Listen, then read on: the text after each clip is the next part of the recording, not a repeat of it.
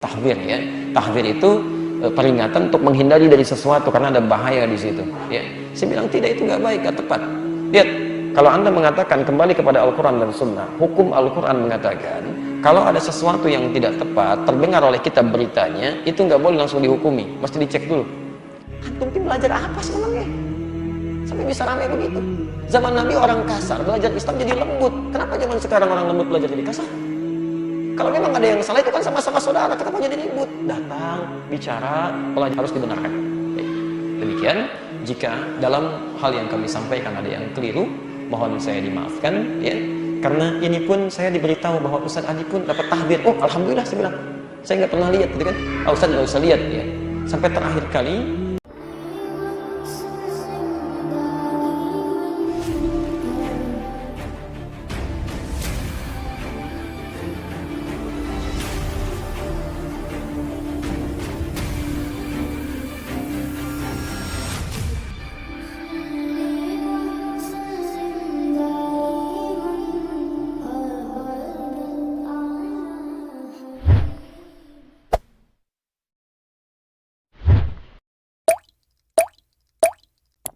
saya selalu berpesan ini, ingat betul ini ya kalimat saya. Tolong jauhi hal-hal yang kita tidak sadar, pahala kita terbuang. Mencela itu bagian dari hal yang menghilangkan pahala. Berselisih itu menghilangkan pahala. Kalau Anda bisa berdoa dengan baik, kenapa mesti mencela? Tinggalkan yang buruk-buruk, hadirkan yang baik-baik. Jauhi sesuatu yang bisa menghabiskan energi kebaikan kita. Jelas ya? Saya tidak mengajari Anda ilmu pengetahuan untuk menjadikannya sebagai amunisi untuk berdebat, tidak. Itu sebagai bagian bekal kita untuk meningkatkan kualitas ibadah. Maaf, agak panjang sedikit saja. Ini penting saya sampaikan, karena sampai dari kemarin tadi ya, kami mendengar ada hal yang sebenarnya tidak perlu itu terjadi ya. Tidak perlu terjadi ya. Kami diminta pendapat tentang ya, ada sementara lah yang sekarang terjadi, ada yang merasa keberatan dengan hadirnya barangkali teman-teman kita yang mau pencerahan-pencerahan yang penuh kelembutan, kebaikan. Saya ditanya, Ustaz, bagaimana pendapat Ustaz tentang si fulan? Saya bilang dia orang baik, tapi dia mendapatkan satu peringatan agar dihindari. Peringatan untuk menghindari disebut dengan tahdzir. Tahdzir ya.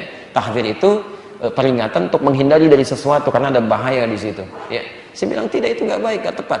Lihat, kalau Anda mengatakan kembali kepada Al-Quran dan Sunnah, hukum Al-Quran mengatakan kalau ada sesuatu yang tidak tepat terdengar oleh kita beritanya, itu nggak boleh langsung dihukumi, mesti dicek dulu. In ja'akum fasiqun binaba'in fatabayyanu, mesti dicek. Ya. Kalau levelnya level sama, misalnya Ustaz ada yang keliru, diketahui Ustaz yang lain, itu nggak boleh dibuka. Harusnya Ustaz dengan Ustaz itu dulu klarifikasi, tanyakan, tabayyun ke situ. Itu contohnya, itu ajaran Quran, ajaran Sunnah, bukan membuka. Jamaah sampaikan hati-hati dengan Ustaz itu berbahaya, itu nggak boleh. Ya. Imam Ahmad bin Hanbal, ini nyata. Satu kali lewat di satu tempat, begitu berjalan siang hari, terlihat muridnya sedang mengajar di seberangnya, di bawah naungan pohon. Jadi dia berteduh. Kemudian murid-murid yang lainnya itu kepanasan di sampingnya. Lewat beliau, itu malam harinya ditunggu oleh Imam Ahmad. Beliau tahu kebiasaan murid yang ini pasti bangun malam. Malam-malam itu pelan-pelan ketuk pintu. Begitu dibuka, kaget yang datang gurunya. Sampai mengatakan, "Syekh, kenapa ada yang datang? Saya saja yang datang kepada Anda." Jangan keras-keras. Supaya nggak kedengaran. Jangan keras-keras. Jangankan orang lain, orang rumah pun gak boleh dengar. Sini. Ketika dibilang duduk pelan-pelan, tadi kalimatnya pelan sekali. Tadi saya lihat siang-siang kamu ngajar. Pada murid-muridmu, mereka kepanasan, kamu tidak. Besok jangan begitu ya. Diam muridnya. Sudah, kembali sana. Saya pamit pulang.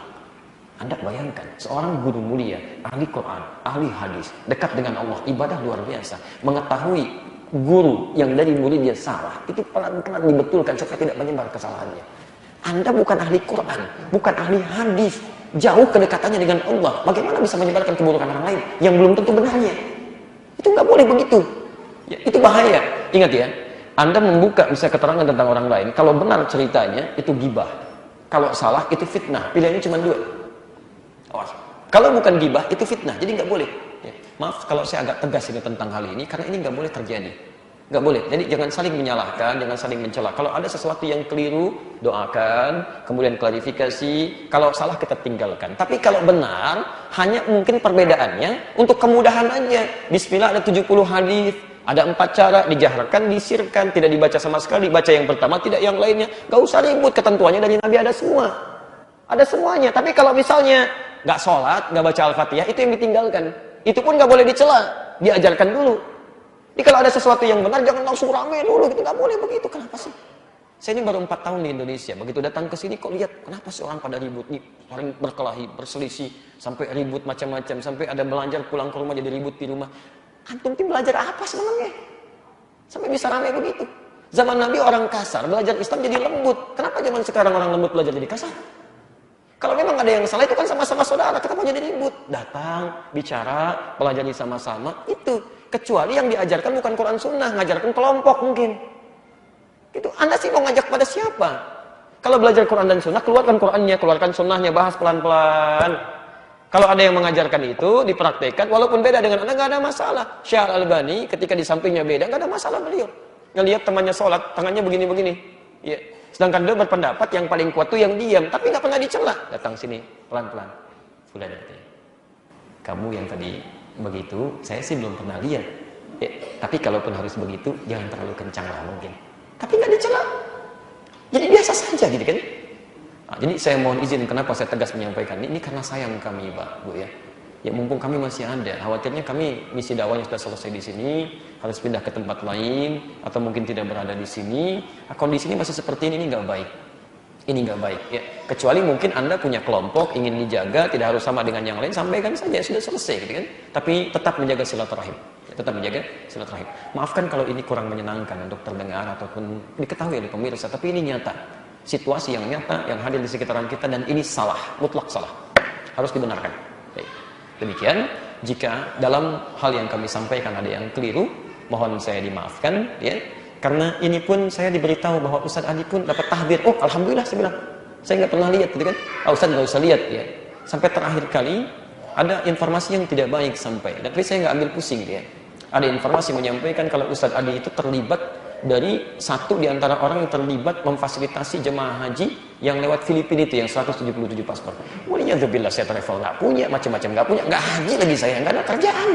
Jadi hal itu sudah nggak penting ya, sudah nggak penting. Jadi mohon izin, tapi kita nggak boleh mencela. Kita mendoakan, bangun silaturahim dengan baik, dan dengan itu insya Allah kebaikan-kebaikan bisa didapat. Demikian subhanakallahumma wa bihamdika asyhadu an la ilaha illa anta astaghfiruka wa atubu ilaik wa akhiru da'wana alhamdulillahirabbil alamin. Assalamualaikum warahmatullahi wabarakatuh.